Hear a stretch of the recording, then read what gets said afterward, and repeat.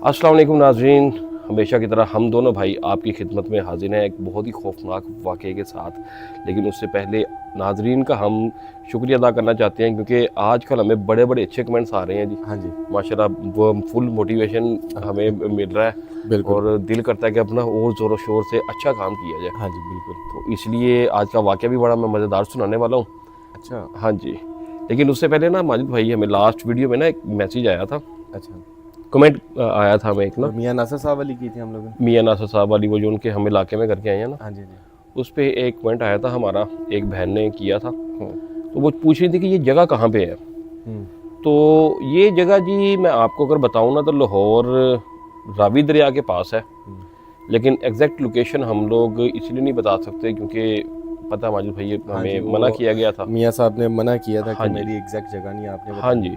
तो लेकिन सिर्फ आपको मैं ये बता दूं कि ये लाहौर में ना रावी दरिया के पास एक इलाका है। हुँ, और लेकिन ये लाहौर से थोड़ा सा हट के है, हुँ, आता लाहौर की हदूद में ही है, लेकिन यहाँ पे लाहौर ना ख़त्म हो जाता है। हुँ। तो वहाँ पे उनका इलाका है। ये इलाका इस तरह का है कि ना कह लें कि कच्चे का इलाका है ये सारा ना। अच्छा, अच्छा। हाँ जी, वहाँ पे मतलब कि हुँ। थोड़ा देहात टाइप है, जी, जी, दरिया बिल्कुल। के पास है और और बड़ा खौफ़नाक इलाका था इलाका साजिद बड़ा भाई। खौफनाक है। हाँ जी, ओए होए होए होए! वो लास्ट वीडियो हम लोग करके तो आ गए हैं, मतलब बड़ी वहशत थी वहाँ पे। दो वो दो दिन। खुला एरिया, हाँ जी, सुनसानियत, हाँ जी, वीरानियत, हाँ जी। अंधेरा, और बड़ा मज़ा आया वो प्रोग्राम करने का भी और जाके वो जगह देखने का। दो दो दिन माजिद भाई फिर आपके जहन से भी तो नहीं ना निकलता ना, अब रात को फिर बिल्कुल, तंग करते हैं, मुझे नींद नहीं आ बिल्कुल। रही। तो तो वो उसी वीडियो का लिंक भी हम लोग दे देंगे, जिन्होंने नहीं देखी वो वीडियो देखें। हम हाँ जी, लोग वो चुड़ैल का वो दरख्त दिखा के आए हैं। हाँ जी, जो हमें मियाँ साहब ने बताया था कि हाँ, यहाँ पे उसका बसेरा है। हाँ। और बाकी जो सारे वाक़यात जो भी हुए वो उस वीडियो में है। वीडियो का लिंक हम डिस्क्रिप्शन में डाल देंगे, जिन नाजरीन ने नहीं देखा उसको जाके देखें, बड़ी मज़े की वीडियो है। हाँ जी, बड़ी खौफनाक हाँ जी, लोकेशन, बड़ी खौफनाक थी है बिल्कुल। ना जी। तो चलिए जी, आज की वीडियो शुरू करने से पहले हमारे जिन बहन भाई ने अभी तक चैनल को सब्सक्राइब नहीं किया वो सब्सक्राइब कर लें और बेल आइकन दबाना हर किस मत भूलिएगा, क्योंकि आने वाले नए बहुत ज़्यादा खौफनाक वाक़यात जो है हाँ, और सबसे पहले आपके दरवाजे की दस्तक दें और सबसे पहले आप उनको सुने। बिल्कुल, तो चलिए चलते हैं जी आज के वाक़े की तरफ। तो माजिद भाई तैयार हैं फिर आप? बिल्कुल जी। डरना नहीं है फिर आपने। ठीक है जी। अच्छा, ये वाक़या माजिद भाई हमें भेजा एक सब्सक्राइबर ने हुँ, मुल्तान के ना अंदरून इलाके से। अच्छा, देखिए जी, और जिन्होंने ये वाक़या भेजा है उनका नाम आदिल है। और आदिल कहते हैं जी कि ये उन दिनों की बात है जब उनके वालिद साहब की ना नई नई डेथ हुई, तकरीबन 2000 कोई वो 14 बता रहे थे, अच्छा, 14 का एंड और 15 का स्टार्ट। अच्छा। तो यानी कि दिसंबर का महीना होगा, शायद सर्दी होगी, हुँ, जो बता रहे हैं कि दिसंबर का एंड और 14 का एंड और 15 का स्टार्ट। हाँ जी, वो दिसंबर वो तकरीबन। हाँ जी। तो कहते हैं कि मेरे वालिद की ना गवर्नमेंट जॉब करते थे वो, हुँ, अचानक डेथ हो गई। हुँ, हुँ, ऑन ड्यूटी ना उनकी अटैक हुआ हुँ, और सडन उनकी डेथ हो गई। और उन्हें ना सरकारी क्वार्टर मिला हुआ था अच्छा, जिसमें वो रहते थे। और ये रूल होता है कि जब जो बंदा जो है ना सरकारी जॉब कर रहा होता है, हुँ, जैसे हमारे अबू भी सरकारी जॉब करते थे, हाँ जी, वो तो सारी डेथ के चीज़ें बाद वापस। हमसे भी वो घर ले लिया गया था। हुँ, तो वो जो बंदा यहाँ तो उसकी जगह पे रिप्लेसमेंट हो जाती है, हुँ, आपका घर का कोई फ़र्द लग जाता है। हुँ, तो अगर कोई फ़र्द आपका उस जॉब पे नहीं लग सकता ना, तो फिर वो जो आपको सारे राइट्स दिए फैसिलिटीज़ जो होते दी हैं, होती है हाँ, ना, वो सारी फिर वापस चली जाती है। हुँ, तो इसी तरह कुछ इनके साथ भी हुआ। अच्छा, घर था इनके पास सरकारी, हुँ, वो इनसे वापस ले लिया गया। आदिल बताते हैं कि उन्होंने ना सेकंड ईयर अभी क्लियर किया ही था, अच्छा, तो साथ ही वालिद की डेथ हो गई। हुँ, और अभी कोई जॉब शॉब भी उन्होंने कोई स्टार्ट नहीं की थी। हुँ, तो सडनली सारा कुछ जो है ना एकदम मुसीबत अल्लाह की तरफ से आ गई। हुँ, ये दो बहन भाई थे, एक अच्छा, इनकी छोटी बहन थी, हुँ, एक ये और एक इनकी वालदा। ये तीन लोग थे बाकी इनकी फैमिली में। हुँ, हुँ, अच्छा, जैसे ही इनकी वो जॉब इनकी गई ना, वालिद साहब की सारी फैसिलिटीज इनसे वापस ली गई, तो इनके वालिद साहब की कुछ रिटायरमेंट के पैसे थे हुँ, वो इनको मिल गए। हुँ, अब उन पैसों के साथ इन्होंने क्या किया कि अपने रहने के लिए ना एक गिरवी घर ले लिया। अच्छा, अब गिरवी घर जो इन्होंने लिया ना, वो इन्हें बड़ा मुनासिब पैसों में एक घर मिल गया मुल्तान के अंदरून इलाके में ना। हुँ, एक घर था इंडिया पाकिस्तान बनने से पहले का, पुरानी कम पुराना, वहाँ। तकरीबन कोई 100 साल पुराना घर था। हुँ, तो वो इन्हें ना बड़े माकूल पैसों में मिल गए, यानी कि जितना इनको जितने पैसे होने चाहिए थे ना उतने नहीं थे उसके, अच्छा। क्योंकि इनके पास पैसे भी कम थे, इसलिए इन्होंने बगैर सोचे विदाउट वेरिफिकेशन इन्होंने उस घर को ओके कर दिया। अच्छा। अच्छा माजिद भाई, अब ये घर किस तरह था, जो बताते हैं कि ये पुराना एक घर था, तकरीबन कोई 100-150 साल पुराना। 10 मरले का घर था ये, अच्छा। ठीक है। 5 मरले में वो बताते हैं कि घर का कवर्ड एरिया था, डबल स्टोरी, जिसके कमरे तकरीबन कह लें कि ना सफ़ेदियाँ उनकी ख़राब हैं, प्लस्तर टूटा हुआ है, पुराना घर जिसकी ना रिपेयरिंग भी नहीं हुई हुई थी, काफ़ी इस तरह पुरानी, जिस तरह हमारा घर नहीं था उस टाइप का वो बता रहे हैं कि इस तरह का वो घर था। और घर के अंदर ना एक बड़ा सेन था 5 मरले में, तो उसमें ना एक बरगद का दरख्त लगा हुआ था, बोर्ड का जिसे हम लोग कहते हैं ना, हाँ जी, वो दरख्त भी कहते हैं कि 100-150 साल पुराना ही था। अच्छा, अब आदिल कहते हैं कि जैसे ही हम लोगों ने ये घर लिया ना, तो ये फ़ौरन ही वहाँ पे शिफ्ट हो गए, क्योंकि इन्होंने कोई उसको रेनोवेट नहीं किया, पेंट शेंट कुछ नहीं करवाया, कोई पैसे उस पर लगाना नहीं चाहते थे, और इन्हें रहने वाली बात की, वहाँ से सामान उठाया और यहाँ पे आके शिफ्ट हो गए। अब घर का खर्च चलाने के लिए पैसे चाहिए थे। अब आदिल ने क्या किया कि उस वक्त ना कोरियर कंपनी जो थी ना, ये बड़ा एक्टिव थी। अच्छा। उन्होंने एक मोटरसाइकिल लिया पुराना और कोरियर का ना काम स्टार्ट कर दिया। अच्छा। लोगों को ये जो उनकी डिलीवरीज होती हैं वो करना शुरू कर दिया, डॉक्यूमेंटेशंस होती हैं, काफ़ी चीज़ें होती हैं, हाँ जी, घर का खर्च चल सके, वो भी माकूल सी तनख्वाह उसकी लग गई। अब ज़िंदगी रूटीन में चलना शुरू हो गई। तो अभी कहते हैं एक हफ्ता ही गुजरा था कि मैं सुबह काम पे चला जाता था और अम्मी जो थी उनकी वो सिलाई कढ़ाई करती थी साथ, क्योंकि ये हाँ जी 2 बहन भाई और एक वालदा ही रह गई थी, और वालदा इनके साथ वो सिलाई कढ़ाई करके घर का थोड़ा बहुत खर्च वो भी निकाल लेती थी। तो कहते एक दिन ये का दिन था, तो आदिल निकला बाहर कोई सौदा सल्फ लेने के लिए ना, तो मोहल्ले के कुछ बुजुर्ग खड़े हुए थे। कहते मुझे देख के ना तो अचानक ना उनकी तवज्जो का मरकज़ बन गया मैं, यानी कि वो अपनी कुछ बातें कर रहे थे, और जैसे ही मुझे उन्होंने बाहर आते देखा ना, तो वो अपनी बातें छोड़ के मुझे देखना शुरू हो गया। बादल कहते मैं थोड़ा सा हैरान भी हुआ कि ये किस तरह का बिहेवियर कर रहे हैं, लेकिन उन्होंने कहा कि यार शायद हम मोहल्ले में नए हैं तो इसलिए मुझे देख रहे होंगे। आदिल कहते मैंने सौदा लिया और वापस घर को चल दिया। दोबारा मैं उन बुज़ुर्गों के पास से गुजरा ना, तो उनमें से एक बुज़ुर्ग ने मुझे आवाज़ दे दी, अच्छा, कि बेटा बात सुनो।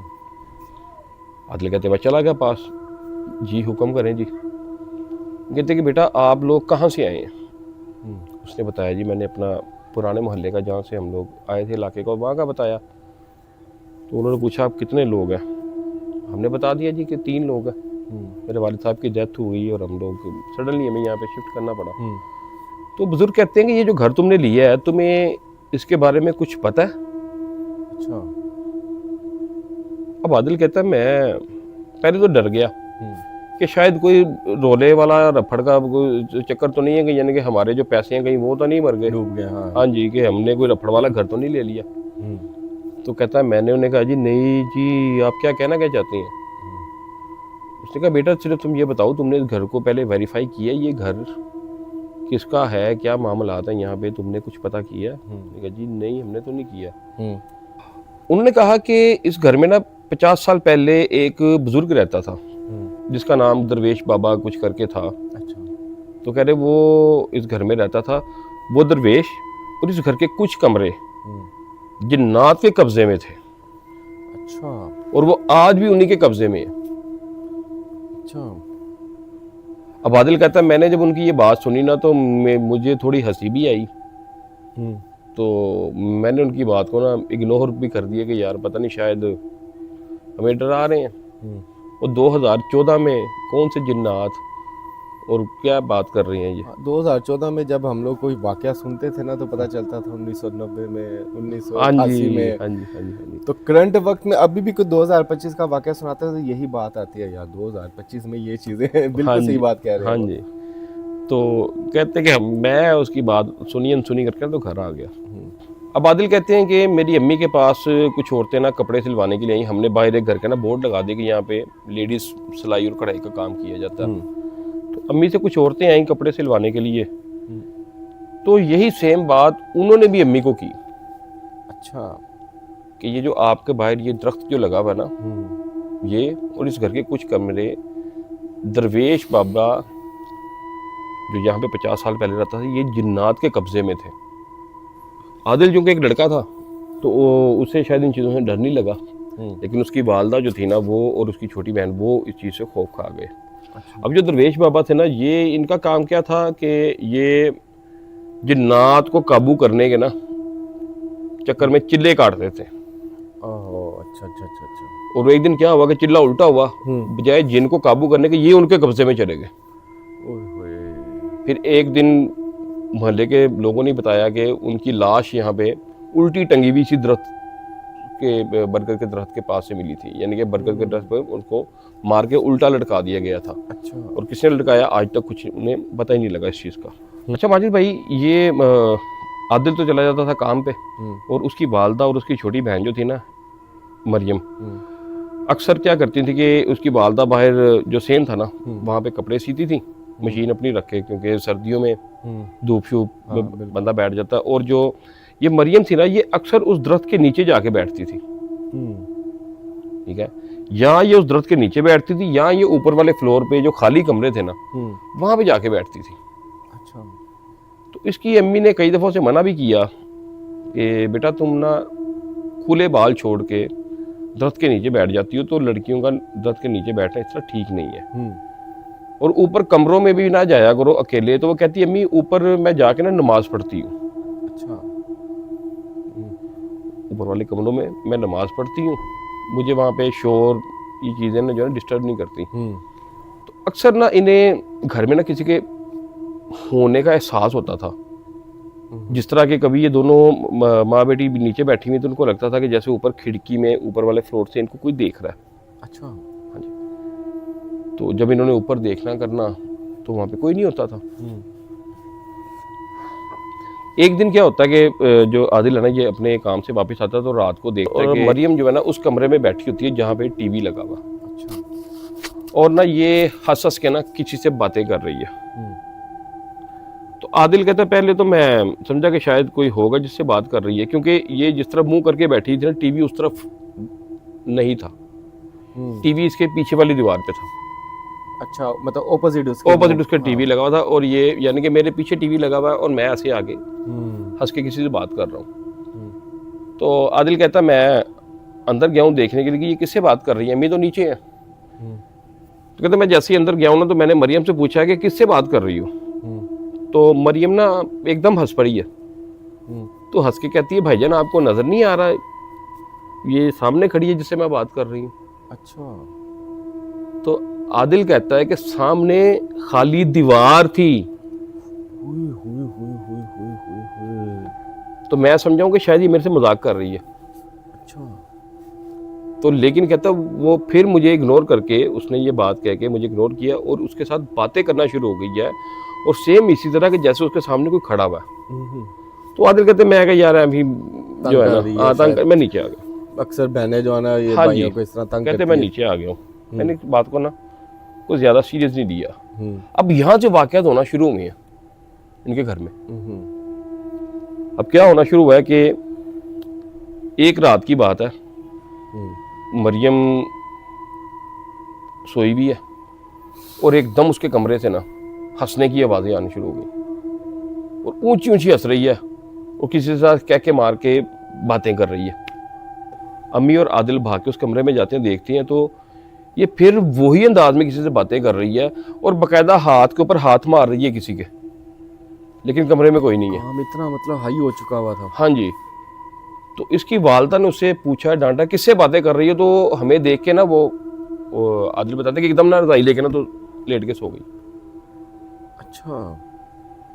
तो अम्मी और मैं फिर वापस आ गए कि शायद फिर ये ना शरारत कर रही है। उसके बाद एक रात क्या होता है कि ये कमरे में सोई भी है और इसके कमरे से चीखों की आवाज़ें आनी शुरू हो गई।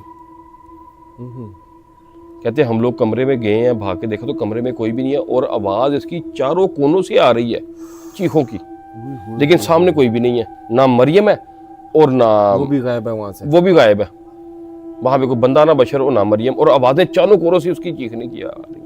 अच्छा, हम लोग ने क्या किया कि अम्मी उसको देखने के लिए दूसरे कमरे में चली गई हैं और मैं उसको उसी कमरे में ढूंढ रहा हूँ कि कहीं ये अलमारी के पीछे छुप के या कोई पर्दे के पीछे छुप के शरारत तो नहीं कर रही।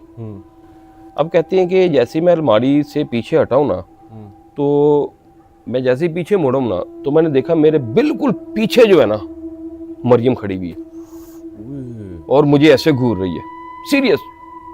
कोई उसके चेहरे पे इंप्रेशन नहीं है, कोई हंसी नहीं है, और हंसी की आवाज़ मुसलसल आ रही है। अस्तगफुरुल्लाह, यानी कि उसके ऊपर असर हो चुका हुआ है। असर उसके ऊपर हो चुका हुआ और बिल्कुल ऐसे सीधी खड़ी हुई है। इतने में आदिल कहते हैं कि मैंने डर के हमारे अम्मी को आवाज़ें दी हैं, अम्मी मेरी भाग के आई है। हम अम्मी ने देखा कि ये, वो समझ गई कि शायद ना कोई मामला ख़राब हो गए, क्योंकि अक्सर ये बाल खोल के बरकत के दरख्त के नीचे बैठती थी। तो बड़े बुजुर्ग आपको पता है इन चीज़ों को जल्दी भाग जाते हैं। उन्होंने क्या किया, उन्होंने कुछ सोचे समझे बगैर ना आयतुल कुर्सी पढ़नी शुरू कर दी। अब आदिल कहते हैं उनको देखा था कि मैंने भी आयतुल कुर्सी पढ़ना शुरू कर दी, और जैसे हमने आयतुल कुर्सी पढ़ना शुरू की है ना, तो मरियम आहिस्ता आहिस्ता उसका स्ट्रेस कम हुआ और एकदम वो बेड के ऊपर गिर गई है। अच्छा, अब अम्मी और मैं बड़ा परेशान हो गए कि ये क्या मामला हो गए हैं। आदिल कहते हैं कि अब मुझे उन बुजुर्गों की बातें समझ में आई कि उन्होंने क्या कहा था। उन्होंने तो वार्न कर दिया हुआ था। हाँ जी, इनको वार्न कर दिया था कि यहाँ पे मामला ठीक नहीं है। वो कह रहा कि हम लोग बहुत ज़्यादा डर गए, क्योंकि नया मोहल्ला भी नया था, कोई हमें जानता भी नहीं था। अब हम लोग यहाँ पे नए थे, कोई हमें जानता भी नहीं था। तो अम्मी ने क्या किया, मामू को फ़ोन किया। अगले दिन मेरे मामू वगैरह जो है ना, 2 मामू मेरे आए घर पे, उन्हें सारे मामला बताए, और मरियम की तबीयत बहुत ज़्यादा ख़राब हो गई। रातों रात उसकी आंखों के नीचे हल्के पड़ गए। अच्छा। लड़की पीली पड़ गई, बाल उसके बेजान से, ठीक है, जैसे कोई बंजर ज़मीन नहीं होती, कह रहे इस तरह के उसके बाल हो गए। एक ही रात के अंदर लड़की मुरझा गई। जबरदस्त किस्म का वो असर हुआ है, इतना ज़बरदस्त किस्म का असर हुआ है। अब कहते हैं जब मेरे मामू आए हैं ना, तो उनके कोई बुजुर्ग जानने वाले थे, वो उनको साथ लेके आए। अच्छा, ठीक है जी, हाजी साहब उनका नाम था। वो हाजी साहब को साथ लेके आए हैं, और हाजी साहब ने जब मरियम को देखा ना, तो उन्होंने इसको देखते ही कहा कि इसके ऊपर जिन्नात का असर हो गया, और ये जो जिन्नात है ना, ये इससे मोहब्बत करते हैं और इसको साथ लेके जाएंगे। अल्लाह। उन्होंने कहा ये वो जिन्नात हैं जो इंसानों से प्यार करते हैं, तो उनको साथ ले जाते हैं। ये सुन के अम्मी उसकी रोना शुरू हो गई, मेरी एक ही बच्ची है, मैं बेवा, रोना पीटना शुरू हो गया। तो खैर बुजुर्ग जो थे ना, हाजी साहब, उन्होंने उन्हें दिलासा दिया कि आप हौसला करें, इंशाल्लाह हम उसका हल कर लेंगे, लेकिन जितने दिन ये ठीक नहीं होती मुझे यहीं पे रहना पड़ेगा घर में। अच्छा, वो बाबा जी ने, हाँ जी, उन्होंने कहा कि उन्होंने कहा आप के रहने का मसला कोई नहीं है। घर तो काफ़ी बड़ा। हाँ जी। अब क्या हुआ कि मेरे 2 मामू वो साथ आए थे, उनमें से बड़े मामू जो थे वो वापस चले गए, और छोटे मामू की ड्यूटी लग गई कि जब तक ये ठीक नहीं होती तुम लोग यहीं पे रहो, क्योंकि मामू का जो बिजनेस था ना वो कंबाइंड था शहर में। वो कह रहे मैं तब तक सारा देख लूँगा, तुम यहीं पे रहो, और ये सारे मामला जब बेहतर होंगे तो फिर तुमने घर आना है। जब हाजी साहब जब से इनके घर में आए ना, और हाजी साहब क्या करते थे कि पूरी रात अमल करते थे, पढ़ाई करते थे, और तब से इनके घर में ना वाक़यात उल्टे सीधे होना शुरू हो गए। कभी किचन में बर्तन गिर रहे हैं, ऐसे लग रहा है जैसे पूरा किचन किसी ने तबाह कर दिया। भाग के जब इन्होंने जाके देखना तो वहाँ पे कुछ भी ना होना। वॉशरूम के नलके खुल गए हैं, पानी की आवाज़ आ रही है, जाके देखना तो कोई नलका भी ना खुला होना। कभी किसी के हंसने की आवाज़ें आनी, रात को चीखों की आवाज़ें आ रही हैं। इस तरह के सिलसिले अब डेली की रूटीन हो गई है। अच्छा, और हाजी साहब डेली रात को अमलियात कर रहे हैं, पढ़ाई कर रहे हैं, सारा कुछ चल रहा है, लेकिन जिन जो है ना काबू नहीं आ रहे। जिन्नात का असर दिन ब दिन, यानी वो उधर से अमल भी कर रहे हैं और वाक़यात ज़्यादा हो गए। इसका मतलब ये होगा कि वो जिन्नात थे वो ज़्यादा हैवी थे, जिन्नात ज़्यादा ताकतवर थे, वो हाजी साहब से काबू नहीं आ रहे थे। अब एक रात को क्या होता माजिद भाई कि सब सोए में हैं, और आदिल बहन के कमरे के बाहर सोता था कि रात को खुदा ना खास्ता कोई मसला मसाइल हो जाए तो मैं सबसे पहले वहाँ पे पहुँच जाऊँ। एक रात को आदिल कहता है कि मेरी 2-2:30 बजे आंख खुली है, तो मैंने देखा है कि मरियम के कमरे में ना रोशनी हुई है, और इतनी ज़्यादा रोशनी है कि उतनी हमने वहाँ पे लाइट भी नहीं लगाई हुई थी। एक्स्ट्रा ऑर्डिनरी उसके कमरे में रोशनी है। मरियम जिसने के किसी और रंग के कपड़े पहने हुए थे, अब वो इसको सफ़ेद कपड़ों में नज़र आ रही थी। अच्छा। हाँ जी। वो कहते हैं कि ऐसे बाहर निकली है और सीढ़ियों की तरफ भाग गई है। निकलते साथ सीढ़ियों की तरफ भाग गई है। और अब भाग कैसे रही है, वो जमीन के ऊपर नहीं है, वो ऐसे हवा में तैरती आ रही है और ऐसे पाँव जमीन पे लगता है उसका और ऐसे जंप करके ना आगे चली जाती है। वो इस तरह करके भागती हुई जो है ना छत की तरफ जा रही है। कह रहा ये देख के मैंने शोर मचा दिया। उधर से हाजी साहब भी बाहर निकल आए, मेरे मामू भी, मेरी अम्मी भी, मैं भी, हम सब मरियम के पीछे भागे उसको पकड़ने के लिए। लेकिन वो इतनी स्पीड से छत के ऊपर गई है कि हम लोग उसको पकड़ नहीं पाए। अच्छा। और मजे की बात है कि छत का दरवाज़ा इन्होंने बंद किया हुआ था, ताला लगाया हुआ था। अच्छा। और जब मरियम ऊपर पहुंची है तो दरवाज़ा खुला हुआ था, ताला भी टूट चुका था। इसके इस्तकबाल के लिए जिन्नात ने दरवाज़ा खोल दिया था। अब कहते हैं कि जब हम ऊपर गए हैं तो हमने जो सीन देखा है ना, वो इसी तरह है कि जिस तरह ये हमारा पीछे चुबारा है ना, मरियम ऐसे खड़ी हुई है इसके ऊपर। अच्छा, ऊपर ये इसको बन्ना कहते हैं ना, उर्दू में बन्ना ही कहेंगे ना। बन्ने के ऊपर खड़ी भी है और हम लोग जिस तरह ये हमारा दरवाजा है ना, यहाँ से ऐसे वो अंदर आए हैं छत पे, यहाँ से ऐसे वो छत के ऊपर आए हैं और देखो ना मरियम यहाँ पे खड़ी हुई है। सॉरी भाई, मुझे वैसे ही नजर आना शुरू हो गया है सीन। तो कसम से आप ये वाकया सुना रहे हैं तो मेरे दिमाग में यही एनवायरनमेंट था। हाँ जी, वो बन जाता है, दिमाग बन जाता है माजिद भाई। जब ऐसे चीज आप उसके अंदर घुस जाए ना तो आपको ये चीज नजर आनी शुरू हो जाती है। हाँ जी, है ना। अब मैं भी जब आपको ये वाकया सुना, मुझे भी ऐसे लग रहा है कि जैसे वहां से वाकई वो भाग के आ रहे हैं और हम लोग उन्हें देख रहे हैं, वो यहाँ से उसको पकड़ रहे हैं। अब वो कहते हैं कि ऐसे हम लोग भाग के आए हैं और मरियम यहाँ पे खड़ी हुई है और इस तरफ देख रही है, ऊपर देख रही है। वो कहते हैं हम क्या देखते हैं कि रात में 3 काले साए हैं रात में, जो मरियम यहाँ बन्ने पे खड़ी हुई है और वो थोड़ा सा आगे हवा में खड़े हुए ऊपर। ये देख रहे हैं उसको? ये देख रहे हैं, ये वहां से खड़े उनको देख रहे हैं और हाजी साहब मुसलसल पढ़ाई कर रहे हैं। सूरह जिन की तिलावत करी जा रहे हैं, पढ़ी जा रहे हैं। ये सूरह यासीन उसकी वालदा पढ़ रही हैं, ये अतल कुर्सी पढ़ रहा है, मामू जो आ रहा है वो पढ़ रहे हैं। मरियम को आवाज़ें दी जा रही हैं, मरियम को जैसे कान ही सुनना बंद हो चुके हैं। मरियम उस तरफ खड़ी भी है, उनको देख रही है। और कहते हैं कि हमने देखा कि वो 3 साए जो जिन्नात के थे, लाल कलर की उनकी आंखें और धुंधले धुंधले साए थे, वो आंखें उनकी नजर आती थी सुर्ख रंग की सिर्फ, और काले साए। उन्होंने ऐसे करके हाथ आगे बढ़ाया और मरियम ने उनके हाथों को पकड़ने के लिए हाथ आगे बढ़ाया और 7 कदम आगे बढ़ाया। इतने में आदिल कहता मैं भागा हूं उसको पकड़ने के लिए, लेकिन मैं वहां तक नहीं पहुंच सका। मरियम ने उनका हाथ पकड़ा ना तो वो हाथ हवा के अंदर से गुजर गया और मरियम नीचे गिर गई। दूसरी मंजिल से वो सीधा गली में गिरी है जाके। वो कहते हैं जब वो नीचे गिरी है, मेरी अम्मी ने रोना धोना शुरू कर दिया। हम लोग फटाफट नीचे भाग के आए हैं और वो मुंह के बल गिरी है और उसके नाक से खून निकलना शुरू हो गया। उसको उठाया, फौरन हॉस्पिटल लेके गए हैं और 6 माह तक मरियम कोमा में रही है। 6 माह के बाद उसकी वफात हो गई। अस्तगफिरुल्लाह, फोत हो गई 6 माह के बाद, कुछ 6 माह कोमा में रहने के बाद। और जब वो बताते हैं कि कोमा में भी थी ना तो तड़पती थी, टांगे मारती थी, लेकिन पता नहीं क्या अब उसकी कंडीशन थी, वो तो अल्लाह आगे जानते हैं, या वो जानती जिसके साथ ये सब कुछ हुआ। उनकी फैमिली पे क्या गुजरी होगी। 6 महीने के बाद वो जो है ना फोत हो गई। अब 6 महीने वो जो गुजरी होंगी उसकी वालदा पे, उसके भाई पे, और वो इकलौती बहन और इकलौता भाई, और एक घर भी हॉन्टेड। ठीक है ना, बड़े मामला है ना माजिद भाई। वो तो हॉस्पिटल में है ना बच्ची, ये तो घर वाले तो यहाँ पे रह रहे हैं ना। अब उस घर में रात को इनको नींद कैसे आती होगी,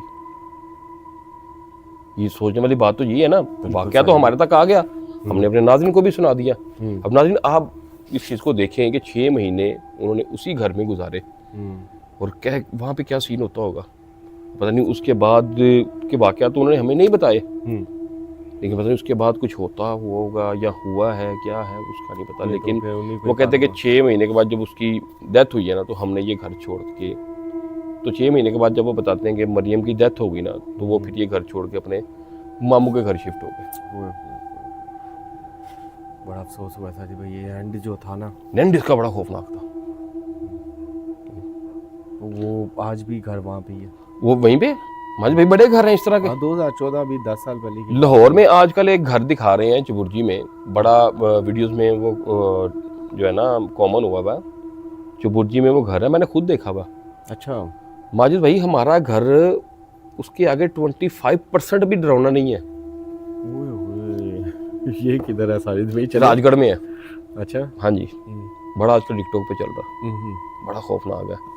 मेरा तो दिल करता है किसी वक्त वहाँ पे जाऊँ, पूछूं इस घर की स्टोरी क्या है। नाजरीन चाहते हैं तो चले जाएंगे, वो भी अगर ये बताएंगे तो जरूर जाएंगे। बताएं, ये हमें कमेंट्स करेंगे और मजा पूरा लेके आते हैं, चाहे बाद में डरते रहे। रात सारी हमें नींद ना आए, जाते एक दफा जरूर है वहाँ पे जरूर है। तो अगर आप चाहते हैं पूरा होता है हाँ कि हम लोग उस घर की डिटेल और उस घर की वीडियो जो है आपको बताएं, आप तक पहुँचाएं, तो कमेंट आपको करना पड़ेगा। क्योंकि जब कोई 50 से कमेंट आ जाएंगे तो इंशाल्लाह वो घर भी आपको दिखाएंगे, उसकी स्टोरी भी आपको सुनाएंगे। स्टोरी भी सुना देंगे। और अगली स्टोरी माजिद भाई जो है ना मेरे पास, मैं वो चाह रहा हूँ कि वो डिफेंस वाली जो कोठी है ना।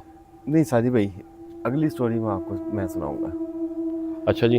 और वो याद होगा आपको, सुहेल हमारा कजन, हाँ हमारी पप्पू का बेटा, उसके ऊपर जो असर हो गया था। हाँ। ओए तो यार ऐसा क्यों ना करें, सुहेल को बुला ही ले।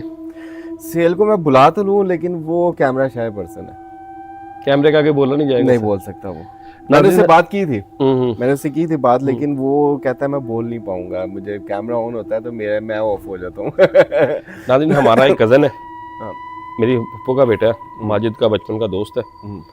तो उसके साथ एक बड़ा खौफनाक वाक़या हुआ था। उन्होंने भी एक घर ले लिया था ऐसे ही, वहाँ पे भी काला जादू जो था ना, बड़ी कहने के उसके असरात बहुत ज़्यादा थे वहाँ पे, और वो सारे असरात हमारे कज़न भी हो गए थे। बहुत अच्छा भला ये दुबई से आया था वो। हाँ, बहुत ज़बरदस्त किस्म का वहाँ। हाँ, और वहाँ पे जो काशीकारी हुई भी थी ना, काशीकारी से मुराद के काले जादू को करने के लिए जो अमल वहाँ पे हुए, अमल करने के लिए जो डिज़ाइन बनाए गए थे या जो चीज़ें बनाई गई थी, वो माजिद भाई कहते हैं कि मैंने खुद नहीं अभी नहीं साजिद भाई, इनको वाकया पूरा सुनाएंगे, इनका मजा खत्म हो जाएगा। ले नाज़रीन वाकया आप सुनेंगे, आपको मजा आ जाएगा। नेक्स्ट वाकया जो है ना आपको अपने कज़न का सुनाएंगे। हाँ ठीक है, माजिद भाई की ज़ुबानी में आपको पूरा वाकया सुनने को मिलेगा। तो आज की वीडियो जो है ना ये पे ख़त्म करते हैं।